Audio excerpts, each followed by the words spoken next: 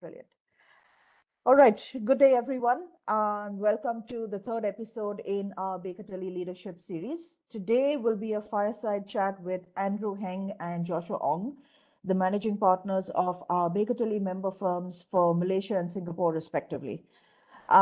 South and Southeast Asia is perhaps the fastest growing region globally. The professional services industry in this region is currently experiencing robust growth driven by rapid digital transformation, increasing regulatory complexity, and the imperative for sustainability and ESG reporting. So as professionals, we're already seeing a huge shift in our roles, moving from traditional services to becoming strategic business partners focused on data analytics, technology integration, and more complex advisory services. So, where do our leaders see this going?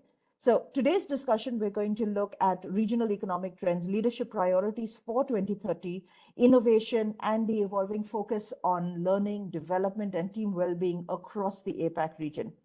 So today it is my distinct pleasure to introduce today's guest to you. Andrew Heng, the Group Managing Partner of Baker Tilly Malaysia. He's also on the Baker Tilly International Board and the Baker Tilly International APAC Regional Chair. Andrew's distinguished background includes he's an MBA, like me, from the University of Manchester and has degrees in commerce and law. He is both a chartered accountant and an advocate and solicitor of the High Court of Malaya, in addition to being a registered auditor and approved liquidator. With 25 years of experience, he specializes in key areas like corporate finance, liquidation, receivership, fraud investigation, and draws on his expertise across diverse sectors from property, manufacturing, mining, all the way to construction. We also have with us Joshua Ong, the managing partner at Baker Tilly Singapore and practice leader for their capital markets and IPO services. Joshua brings almost 3 decades of extensive experience in audit, consulting, and commercial financial control and accounting. He is highly experienced in navigating both local and cross-border IPOs, due diligence, and complex M&As. Beyond his role at Baker Tilly, he is also deeply involved in the industry's governance and education, serving as Singapore's Division Council member of CPA Australia and a Professional Education Council member of the Singapore Accountancy Commission. He's also a fellow chartered accountant, FCA of Singapore. A few housekeeping instructions before we begin. Everyone is going to be in listen-only mode during the discussion. Any questions that you have, there is a little Q&A box at the bottom right-hand corners of your screens. Please put in your questions over there. And we will share the recording of this entire session on Monday. Instructions done. Over to you, Ajay, Andrew, and Joshua. Thank you very much, Kim. I guess I don't need any introduction because I must be quite famous, but that's only in India and to my teams which are listening on to this. So it's a pleasure, Andrew, having you and Joshua over, because I remember from Asia, you were the first 2 guys I met, and it was a very warm meeting we had in the Gurgaon office. It was great fun. And I think I cleared the due diligence because after that we have become even deeper friends, and it's really evolved as a wonderful relationship. Today I'm really grateful that you're willing to share your experiences, thoughts with the teams, with my other partners, and with me in general. And that's the whole idea about sharing experiences of leaders. So let me get this thing off the ground in a quicker manner. Let me, Andrew, given that you're the chair and we all, Joshua and I, and we must bow down to the authority which you wield which you carry around for all of us. So with due respect to that, let me start with you, Andrew. Andrew, we have heard about, you wear many hats in professional degrees as well as in the work you do. You have an MBA, you are a chartered accountant, you are a lawyer. Maybe some of these we have forgotten, but you're also managing the practice and doing a fantastic job. You're number 6 in Malaysia, aspiring for number 5 if you've already not touched it, and growing at a fantastic pace. Could I pull you in to tell me a little bit about your practice and your vision on an overall basis before we deep dive? Yeah, sure. In our Malaysian office, we are a staff strength of about 1,000 people. We have offices across all the important states. Of course, being KL, Penang, Sabah, Sarawak, Johor, and so on and so forth. We are the 6th largest at the moment. We're still a bit far from being the 5th largest. but we are trying very hard. This is something that we've been looking and working towards. Currently, we are working towards a 5 years plans to become the number 5, hopefully by 2030. Other than that, we provide a full suite of services across Malaysia, including our audit, tax, advisory, which includes insolvency, corporate finance, forensic, internal audit, and also a bit of IT advisory work as well. Our IT advisory work is currently a staff force of about 10 of them. Not very big, but it is something that we are starting, and we are also looking forward to learn from our Indian office with AJ, with ASA, on how to get this IT advisory section or service line across here in Malaysia. Thank you, Andrew. We're delighted to share as equally learn, because that's the whole idea about the network, and this is a great joy for us to have such fantastic colleagues around. Joshua, let me turn to you. Your expertise, as I notice, is capital market and IPOs, and you also have indulged in due diligence and M&As in your role. And of course, the financial hub is Singapore, and your offices are fantastic. I mean, I had the pleasure of visiting your office when you're taken the new space.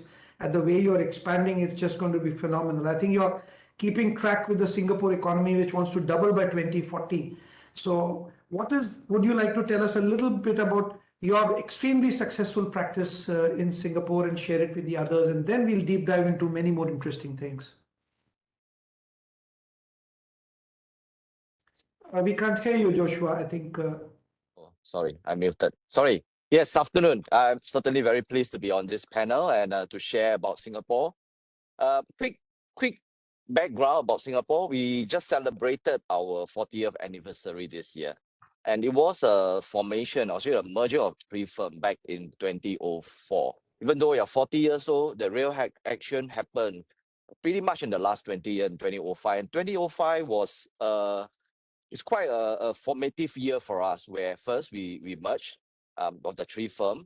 And back then, that was also a time whereby the whole accounting landscape is going through some form of changes. Where back then, right, the Big 6 became Big 4 in a very short span of time.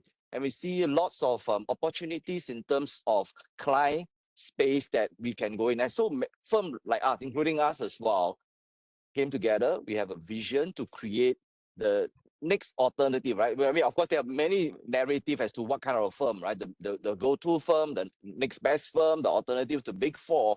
But we were very focused in terms of creating firm of that mid-market firm, and that's exactly what we have done.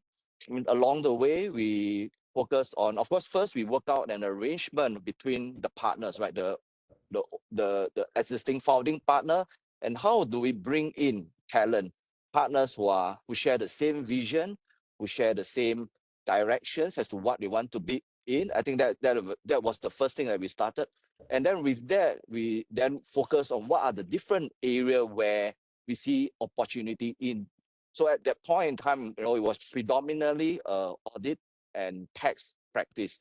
And that, but over the last 20 years, we have since grown the advisory practice, the governance and risk practice also is pretty sizable, and we go into various forms of outsourcing, corporate secretary.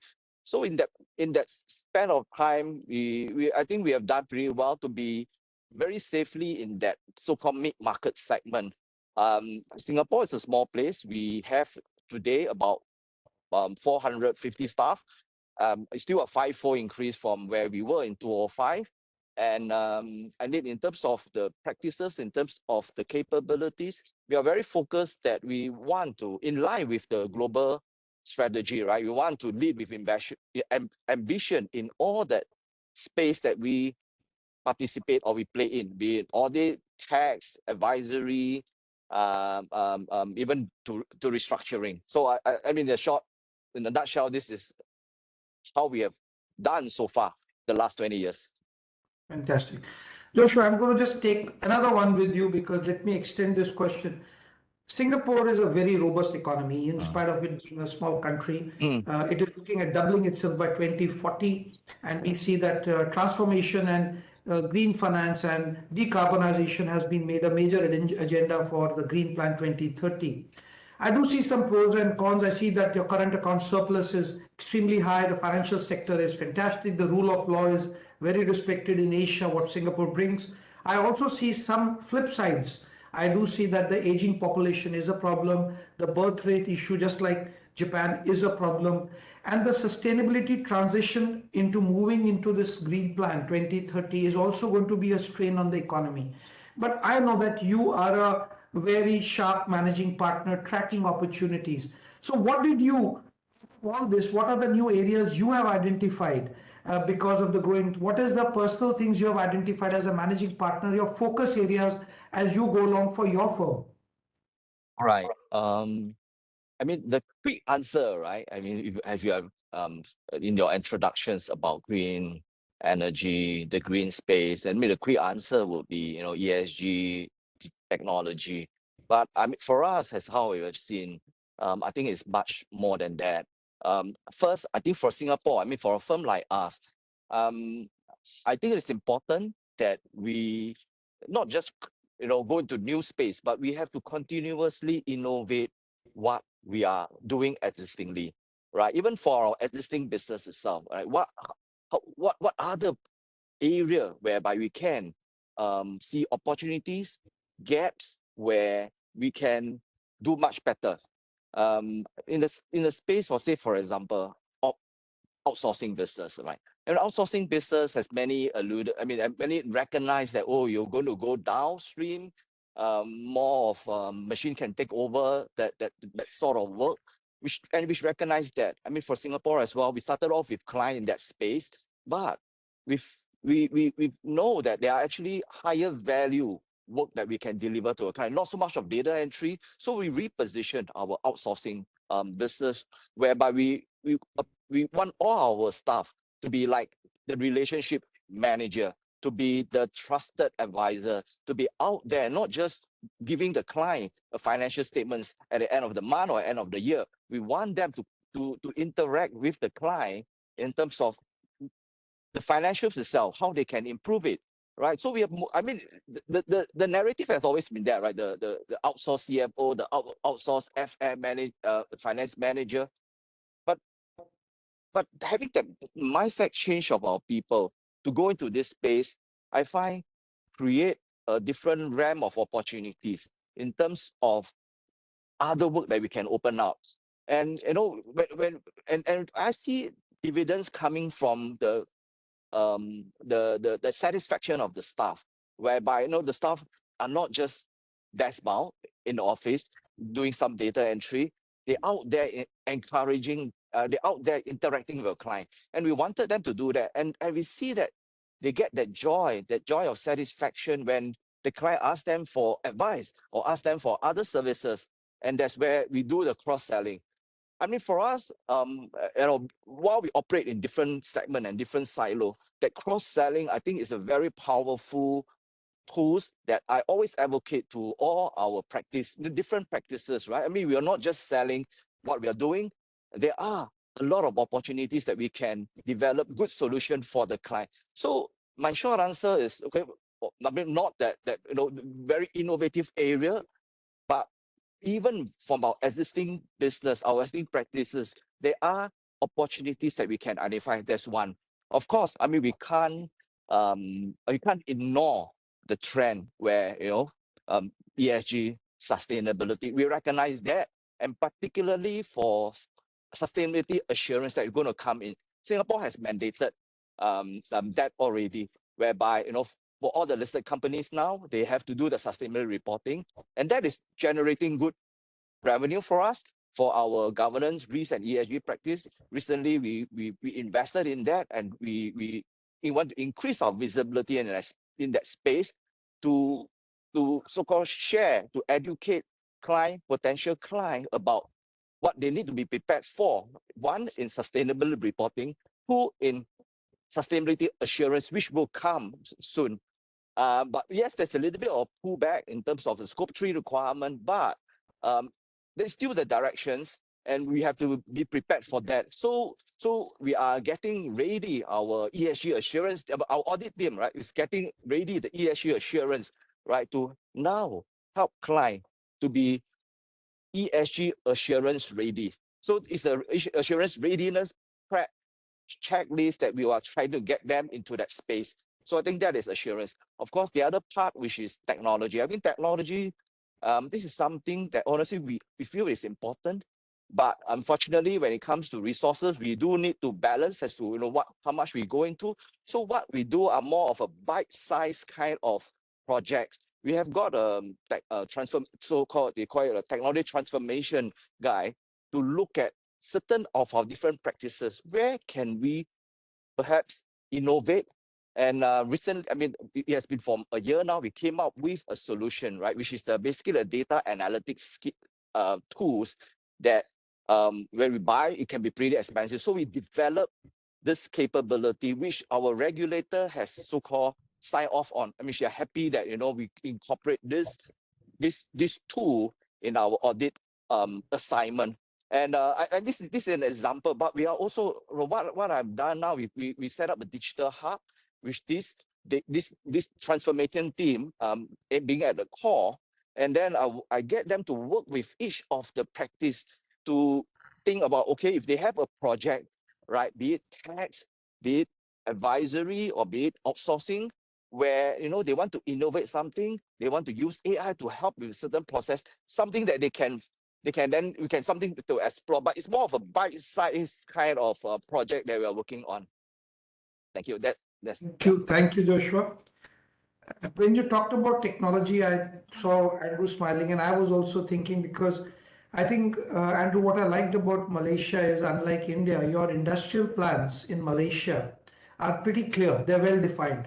Even your semiconductor game plan is pretty clear in Malaysia, and there's a very ambitious growth rate of 5.5%, which your government has laid out for 2030.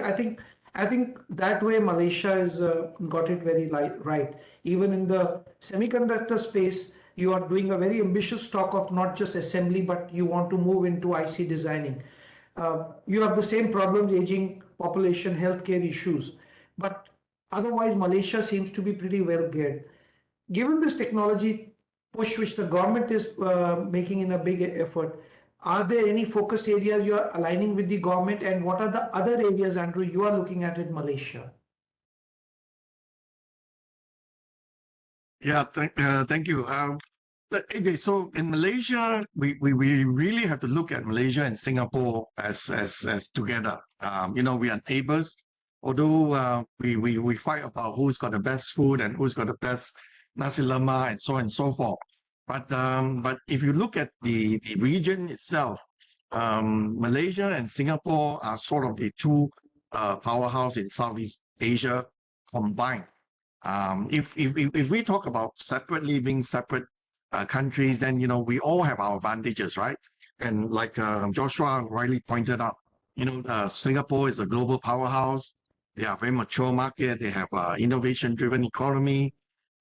They look into industries in the future. They are very forward-looking into fintech, green finances. Even their logistics, their logistics business is probably one of the most advanced in the world. And they are also a regional headquarters for many companies from US, Europe, even Australia and New Zealand in this part of the world. So they are challenged, and they are looking at innovation and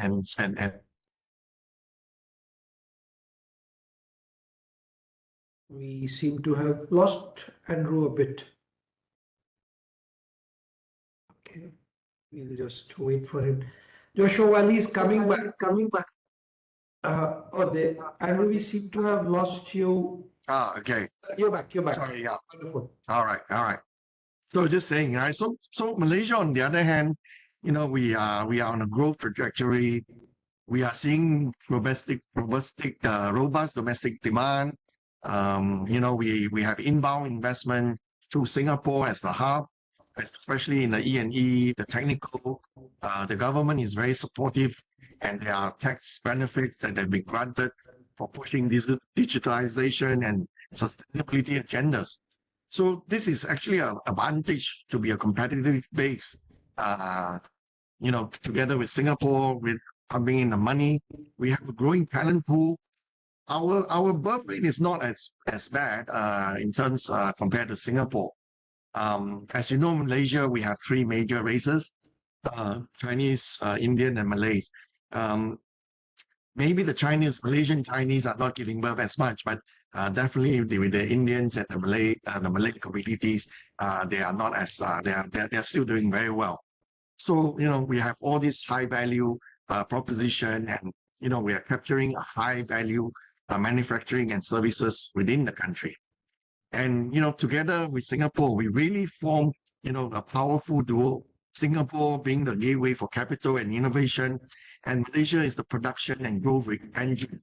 So this is the synergy that I see as being immersed, and this is something that I've always spoke to Joshua. We have to work together more, and we might even have to merge our firm together one day. To really capture the synergies that we have within Malaysia and Singapore. Fantastic. Andrew, let me now take you a little deeper into besides the firm. Let's take a deep dive into some of the things, because when Joshua was speaking about staff members wanting to do more than just punch in data, which you have also, I heard you once talk about, nobody wants to be data entry operators. That's what we were when we were young people. But nowadays, young people want to be in front of the clients interacting. And I have another one to add to that. So you have created your firm, or you're trying to build a firm away from data entry. And the second concept which I've heard you speak about is this servant leadership. Could you expand on these two? You had talked about your servant leadership, where the boss is really not the boss. I'm very curious, and I'm sure others want to hear your views on both these sides. Could you elaborate on these ones? Oh, that's very interesting. I didn't know you read about, you must be reading all my LinkedIn posts. Well, servant leadership is management theory that is created by this person called Robert Greenleaf. He was an engineer that used to work for AT&T, I think in the 70s. And I think one of his major work was on this servant leadership, where he talks about the inverted management style. So the leader at the bottom, we are used to seeing the leader always on the top of the triangle. So what he talks about is the leader being at the bottom. So it's like an inverted triangle where your most junior staff is on top. And the famous line that he always suggests, or he always talk about, is what can I do to help others to become better? So that is basically the crux of the servant leadership principles, or the management theory that he has. I find that personally, I find that very useful for me and for the Malaysian firm when we wanted to start, when we embark on building up the practice. Malaysia, as you know, was a colony of the British. And so, the old way of doing things was very British as well. Our parliamentary system is 100% copy of the British system. The way we run things. And a lot of us, we look up to England, and, we all want to be educated there. Even the way we run our businesses is very hierarchical. So, and when I first joined back here, I thought that, that wouldn't work now, especially in an environment where, we have Gen X, the Gen Y, the Gen Z, and now the Alpha.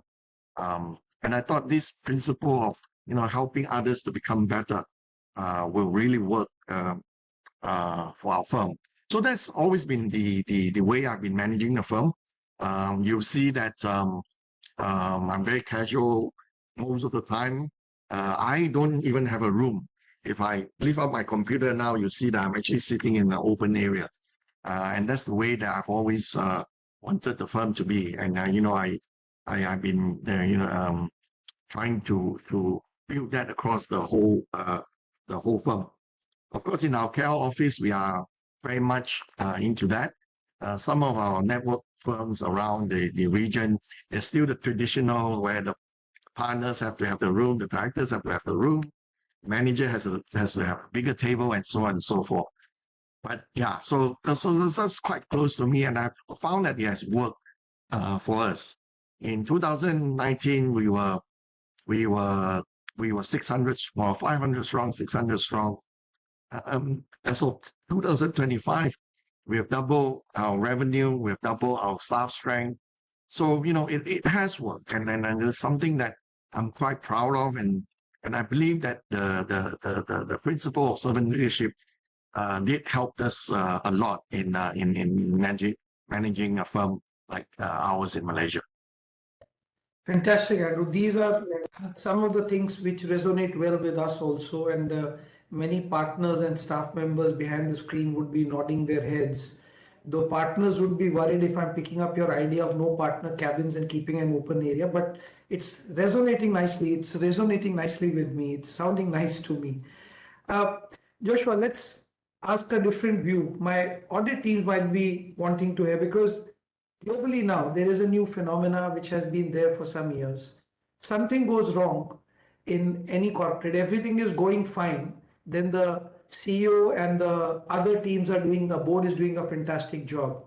When something goes wrong, it's the accountant or the auditor who is normally the guy who's done things wrong.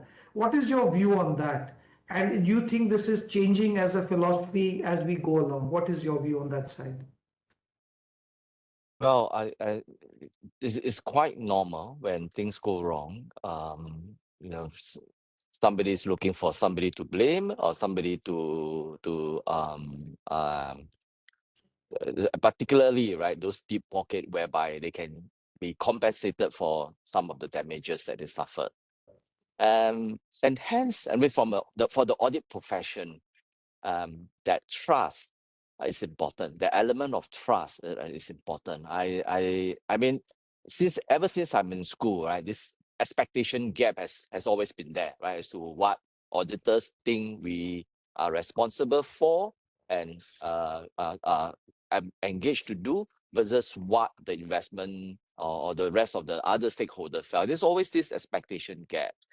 And hence that education's process and all these years we're doing that. But I think it's important first for the profession itself is trust. And recently Singapore, there was a study made, I think, and we are quite proud. I mean, the whole accountancy community has been talking about this for at least the past 1 month, whereby there was a survey done in terms of the trustworthiness of the various professions, and the accountants came out second or after the doctor. So I think that is a very important placing as to that what the public see us, and see that we are independent, and hence the whole ecosystem first, the regulator, of course the firm itself, the stakeholder, the investment community, has to have this constant so-called education in terms of what so that they understand the scope that we as auditors, as professionals, that's what we do. And there are, of course, certain so-called restrictions, certain area whereby that may cause a different view or a wrong view being taken. But I suppose whenever that things goes wrong, I mean, that's where the regulator come in, and we are all subject to that. I'm sure in Malaysia and also in India, whereby when the regulator come down on us, when they come to review the system, that process they go through is really very stringent. And of course, not just because of that, they are kept on our toe. But within the firm itself, our value, right, integrity, in terms of what we do, we won't compromise anything, right? For our integrity, our independence. I think it's to continuously out there to demonstrate the ability. And of course, there's one thought whereby the regulators are going towards, but I'm not sure we are wary of that, whereby the regulators are now thinking of publishing results of their review of the various audit firms. So audit firm that doesn't fare well and all this will be so there were a lot of all this discussion, but of course all these initiatives are to give the investment public that confident level that the accounting firms are being monitored, are being regulated, and they are doing the right thing. And we have to continuously do that, in that we are subject to monthly or quarterly update and review by the regulators, right? Asking us to submit, our partner staff ratio, our chargeability, how much time we spend on engagement, even our risk management process, and also about how much time the staff, the partners are spending on the job. So we are very, very closely regulated, particularly if we do the public interest entities. So I think it's an ongoing exercise, but of course, after so many years, we sometimes still hear the expectation gap that stakeholder may have in terms of what is expected of us as professions. True. I mean, we in India have, while we as a firm are PCOB registered, we didn't have an oversight body. We just had the institute to overlook us. But a few years back, the government has brought an oversight body out here, which is, when it came out, everybody was worried. But I think the profession will only become better as we go along. Interesting, right now, as a firm, we have a PCOB review going. We have a review going on by Baker Tilly We have the institute doing a review, and I'm sure Praveen would be keeping his finger crossed that the Indian oversight body also doesn't decide to review. But it's all for a good cause. If I was to, Andrew, pull you into this conversation and ask you the same question about these people, like they sometimes blame the auditors or the accountants, giving very little credit when they're going. I'm delighted, by the way, Joshua, to hear that in Singapore, the number 2 trust factor, trusted professionals, is accountants. Fantastic to hear. I hope in India we see that turnaround. But if I could pull in, Andrew, you and to say your thoughts on the same question.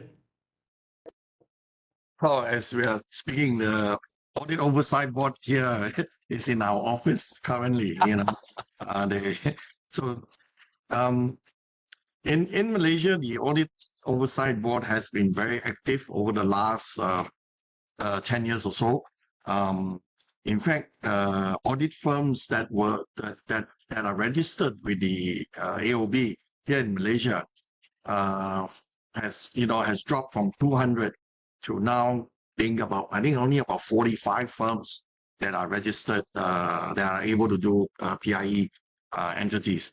So in terms of regulation and so on and so forth, I think Malaysia has gone on the extreme end of enforcing it.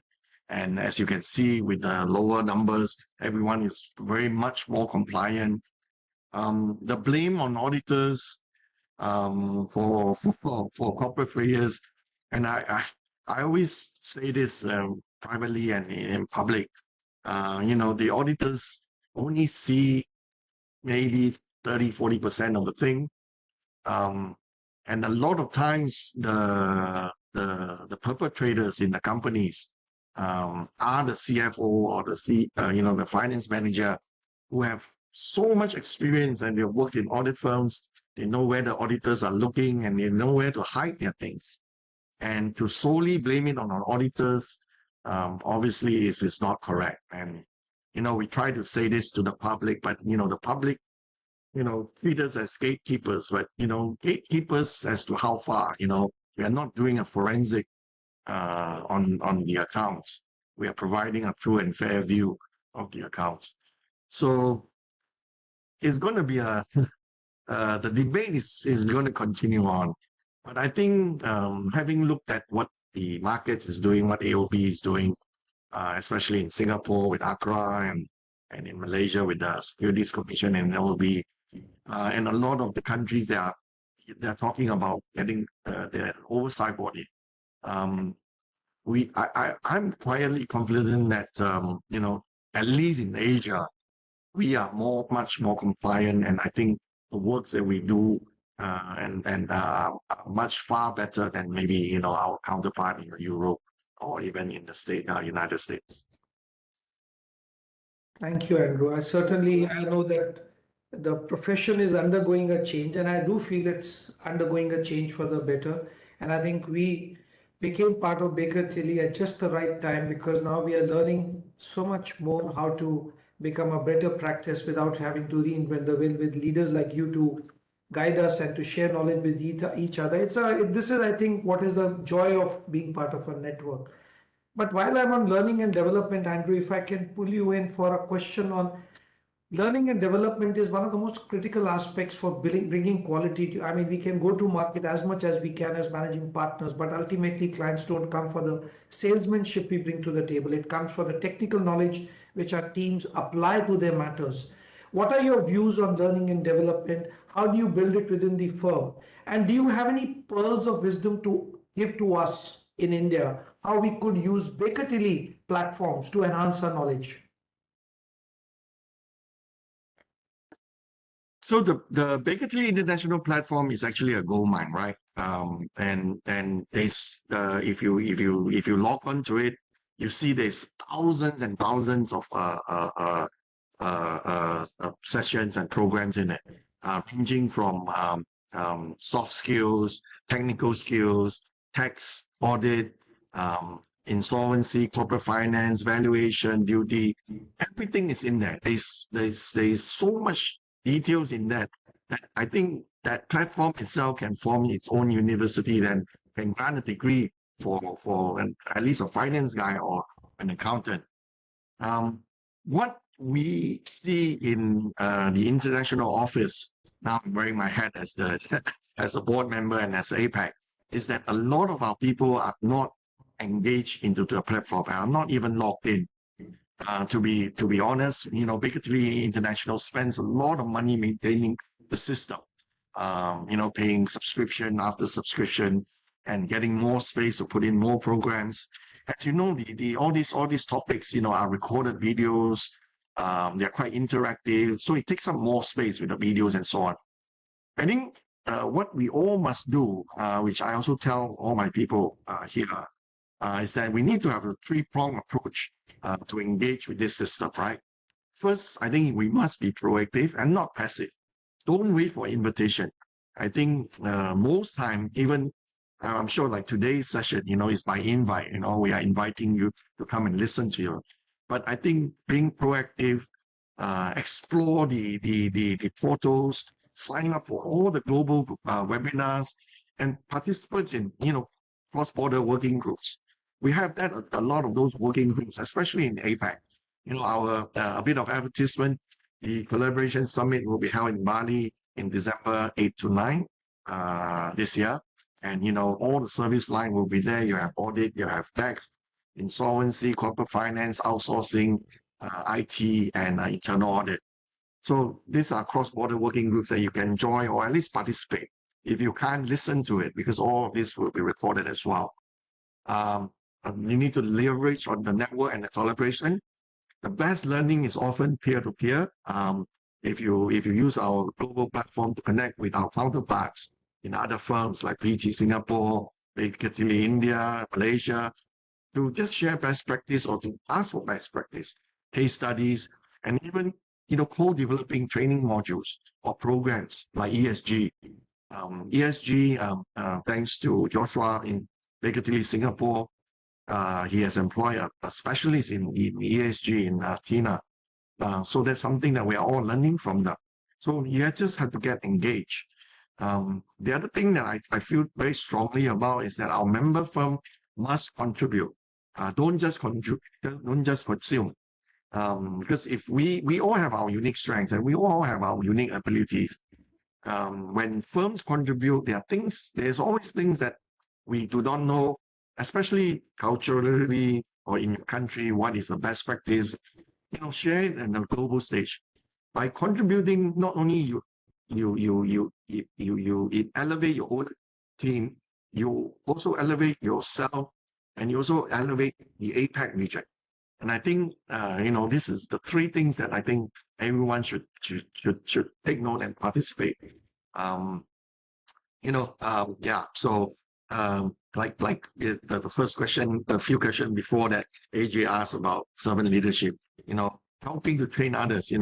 What am I doing to make others better? I think that's a very good philosophy that we should adopt, especially where R&D just share more and contribute to the greater network for your own good. Thank you, Andrew. You'll be happy to know, Andrew, as our APAC chair, that we have 5 people going for the Bali uh, thing right now, and we are also. I think Nitin Gupta, if my partner is listening to us today, if he's not, I'll talk to him later. But I like the idea. We must contribute because he's the partner in charge of L&D, learning and development in the firm. And besides plugging in, which we must do more sincerely, I think I'll also mention to him that we are creating so much data ourselves about learning in the organization. We must try to plug in. So that's a good takeaway from you. Thank you, Andrew, for that. Joshua, now I have only a few minutes left, so I'll ask a couple of quick ones from both of you. Mental health and wellness has become a very important topic. I mean, not just for the staff members, for us also. And specifically when you deal with troublesome leaders like me, I think Andrew needs much more mental health and wellness advice. But coming to you, Joshua, I know what Andrew has a very wonderful concept he talked about in one of his interviews. He talked about this pit stop in the peak period when everything is going haywire and everybody is stressed and the nerves are high. He even has this concept of suddenly taking everybody out and go out for a dinner or a club or just have a quick breakaway from everything. And there are other things I know Malaysia does. They have during the year they have fun things and they organize things, and I see it on LinkedIn also. Joshua, what does Singapore do? How do you ensure that mental wellness and health of people? Yes. Certainly a great concern, particularly post-COVID, right? Suddenly this subject of mental health, get a lot of attractions and a lot of attentions. I mean, I see it as a factor of growing affluence and changing expectations.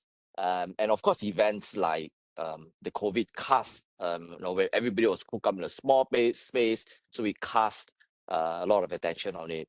But the way I see it is that mental wellness actually is a prerequisite for the sustainable development of our people. But it's not something by itself, right? Without doubt that our line of work, it can be quite pressurizing, right? With deadlines and all that has never changed. All the while it's been like that. But in order for as part of overall development, right? It's not just giving them the technical capabilities. But I feel that helping them to deal with pressure, helping them to know how to manage their work and the emotion is part of that development to ensure that they have a sustainable career, and this is what we are focused on. Yes, I applaud the Andrew and the team, right, for many of all these initiatives, and this is what we have infused in our whole, we call it our talent management program. So our talent management program, whereby we have got we call this talent management group that will throughout that process sieve out, let's say, staff. We try to identify staff that have difficulty coping, they have some trouble. That's where we will then try to engage them. It can be part of the engagement evaluation whereby certain staff are identified to be maybe slow, problem coping. That's where we need to go in already to help them cope, right? To help them do better. The whole idea is to help them excel, how to be the best you can be, managing various factors, be it technical capability, be it emotion, be it pressure. And that is one of it. And of course, then we need to have the other program that is being put in place, the other aspect. The way I see it now, today, this generation, is not about giving them a place to work. It's giving them a purpose. Why are they coming here? They must have a sense of, whatever they are doing here, be it work or part of the relationship building, is something that they can identify with. Hence, I will see Malaysia is doing a lot of that. No, we have got, every month our recreation club do have all these activities, right, to grow out. So we encourage the staff from different practices. On this is also a focus that we want to get staff from different practices to come together, be it a cycling game, a football game, dart. Also have them interact so that they do not, also as part of being united across practices, that we want them to interact. So as part of that overall uh, um, uh, uh, experience, so we call it the Baker Tilly experience, the experience that the staff have. What is it like in Baker Tilly? The life in Baker Tilly is, yes, work is important, excelling in work is important, but there are other aspects of it. We will help you along. We will help you carve out a sustainable career with us. And yes, we learned from Malaysian as well. So since last year we had a break as well during the Christmas week as well. And then we will, well, I think I'm announcing it before my staff knows it. We are thinking of having the same one this year, right? Where the year end. I mean, since that's usually the lull period that we have everybody just go take a break, spend time with family. And we advocate that a lot. Spending time with family, right? Well, man, a happy wife, a happy man, happy life. And that's hold true for our people as well. And I see that that's an important aspect of the whole build a sustainable career. Thank you, Josh. Resonates completely with me. There's nothing like a healthy mind and a healthy body which can do better. And many of the things I see that you do and what is being done by Andrew in Malaysia, we are doing some of it. Some of we'll copy from you guys because you have done a fantastic job. Hopefully, we'll share some with you. But I'll come to Andrew. For those listening in, I'm giving you a warm up, guys, that if you have any questions, start keeping it ready now because I'm asking the last question to Andrew. And if you don't, then I'll have two more questions for them. So I'm giving you guys an opportunity to come in. But Andrew, I'll come to you with the same question on because this is an important topic. All of us are learning new tricks while AI and everything we are struggling with and we are going to get our way along. But specifically on mental health and wellness, I know you think out of the box a lot, Andrew. So let's have your views for the benefit of others. So, if you look at the way we have practiced how mental health and wellness and also the benefits to our staff, we really look at two things, right? So, one, we must build trust. Second, we must have a shared purpose, like what Joshua said. Trust, being transparent about things, when we are open about our firm goals, our challenges. We tell them our challenges. We tell them, what are some of our commitments that we have. And the shared purpose, we are connecting everyone through, what's their role in the firm, what is the larger mission, and what do they need to see, and what do they need to do in terms for the firm itself, for APAC, or even for international. In our firm, we practice this hashtag that we call best place to work, right? So, and within that hashtag itself, we are looking split into further into four categories or four pillars. We want to be the best work environment, best career development, best work-life harmonization, and also best benefit. So under each of the pillar, there are different things as well. Just for example, to shorten it, best work environment. We're talking about office space, and cohesive workspace.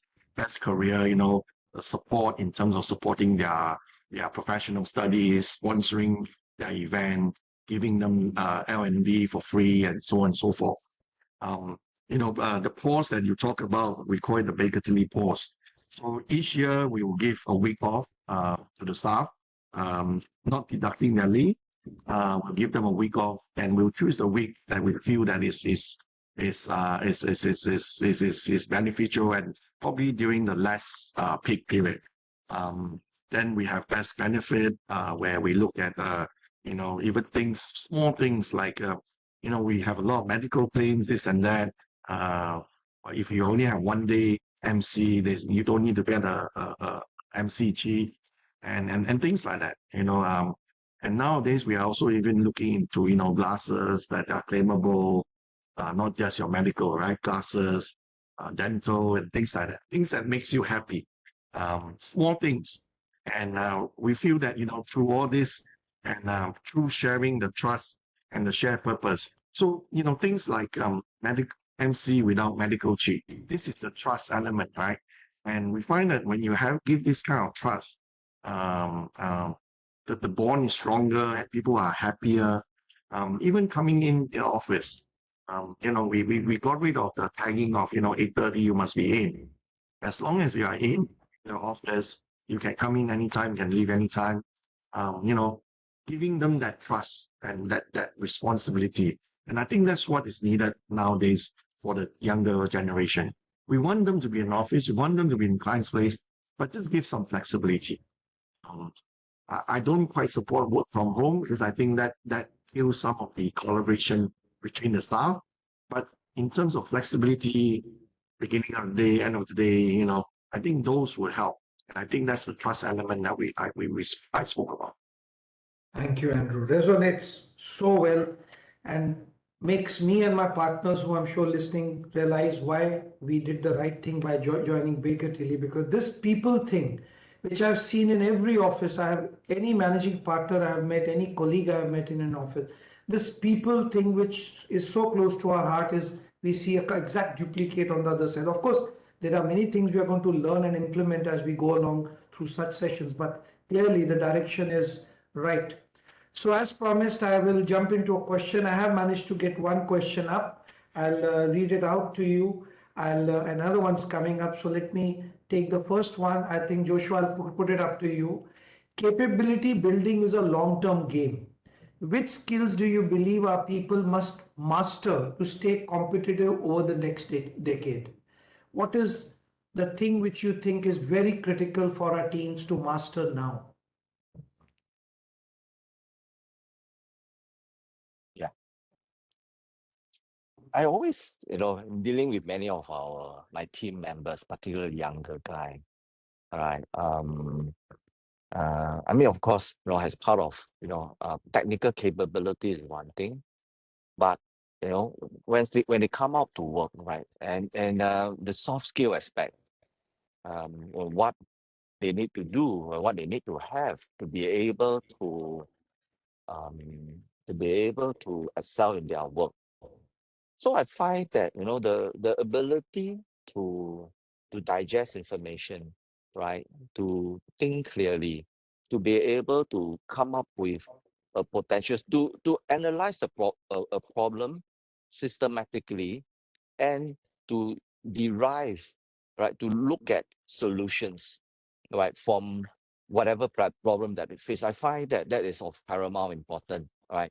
And I've advocated that, for a couple of years back, and among starting at all our partners, right? We want them to focus on solutions. When whether they want to in that engagements or dealing with people, and during that will always there may be certain hiccup, certain hurdle that they will cross. But I find that to have a solution focused mindset will somehow, right, enable you to look at things in different perspective, right? You are looking at how to in terms of overcome it. You're looking at overcome, I mean, to gain from it rather than to have that bog you down. And that is one thing that I've been advocating, right, of one very key important things that I would want, even at my partner level and all the way down, right, to look at problems not as problem, but look at potential solution that we can derive and that we can come out from there. And along the way, I've seen many organizations adopted that. Recently, I was involved with one not-for-profit organization, or not-for-profit organization, small, but I've seen that the way that they even for a non-for-profit organization organize their work, organize their thinking, right? And they started with just humans championing women's right, but they have since then gone on to provide a whole slate of support services, right, for the elderly, for the children in needs, and so all looking, and what they say something really resonated with me is in where do they look for gem? They look for gem where the problem is, right? Where the dustbin, or where there are problems, there are hiccup, And when you have successfully solved that problem, that became a gem. And that is also what I've been advocating to all people, right? I mean, your knowledge comes from solving a problem. That process of solving problem may be uncomfortable, right? Maybe an uphill task, but the joy of overcoming and what you can gain from it is invaluable. So if you ask me, I think that is one thing that I will advocate, right? That's solution-focused mindset. Absolutely. I think, Joshua, I can't agree with you more. The fact is, becoming from a process solver to becoming an analytical mind and a strategist is a big Mm, journey. mm, And mm, that's mm, what converts into you mm, into mm, a mm, great professional. So mm. I fully agree with you. Okay, Andrew, here's one question for you. Where do you see cross-border collaborations moving the needle for client service in practice? What do you think is the cross-border?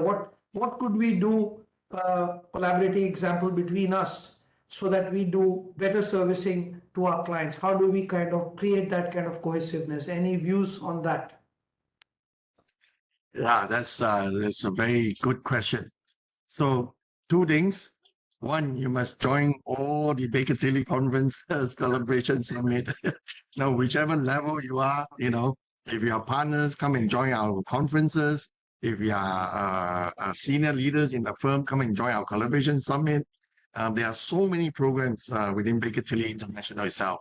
Even within Baker Tilly APAC itself, we have the audit service line meetings, we have the corporate finance service line, we have the tax service line meeting. There's so many areas where we can get you together to meet with everyone from the region, right? At least from the region. And of course, there's also the international one where you can go to Europe and you meet a broader group of people. But I think for us, especially in APAC, let's look at APAC first, right? APAC, there are a lot of opportunities. There's so many investments from Malaysia and Singapore to India. There are a lot of opportunities for us to work. Secondment opportunity is also a good one. I've always encouraged all the managing partners to support secondment opportunities. If you have language issue, no issue, just come. We will work with the staff that's coming for secondment. We'll make sure that they feel welcome. And once you have the experience and you start looking at some of your client base and start referring some work out, the work will come back naturally as well. So that is where we need to look at how to collaborate more.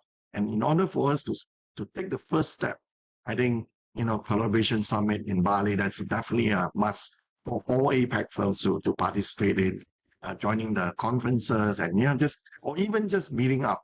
If you ever go on holiday in Singapore or Malaysia, give us a call, come and visit our office. If it is just a short lunch, see what we do, see how we operate, just for a short 1-2 hours, and just talk. And we will always welcome you. And then in Baker Tilly Apex, this is, I've never once when I call someone when I'm visiting, and they'll say no to me visiting. They'll, always buy us a lunch, a dinner, and maybe bring me for a round of golf. So I think that's the beauty about being in Baker Tilly as well, especially within the APAC region. We are very close and very close-knit group of people. Thank you, Andrew. I think you set the tone for others to follow as we go along, and I think I like the idea. And I think for those who are listening to us today, I would encourage, if you are visiting, because a lot of people from India do go on holidays to Singapore and to Malaysia, I would encourage you to reach out to your colleagues, in your audit teams and others, and make an effort. And likewise, I would like you both to be our ambassadors for India and encourage your team members, because India is always attractive for people to visit. We have offices all across India, and we would be very happy to welcome our colleagues visiting India from Malaysia and Singapore. And as a collaborative thing, maybe, I'll ask my learning and development team to touch base with your teams. Maybe we can pick up one area. Example, we can pick up a small area in audit or finance, one small area where two members from our team collaborate with two members each from your team to make a learning program which is common, because corporate finance, that's evaluation, it's universal. if we can put that learning thing together, one from our side, one from Singapore, and one from Malaysia, making a learning thing and which we can share in APAC, that could be a small gesture towards learning things together. But I'll ask my learning teams to reach out. So we do a simple collaborative thing, but it could start some things between all of us to make things much more wonderful. Well, I have run out of time. I don't want Kim to get upset with me for eating into your time. I do want to personally thank you guys for this fantastic thing. It means a ton for all of us out here.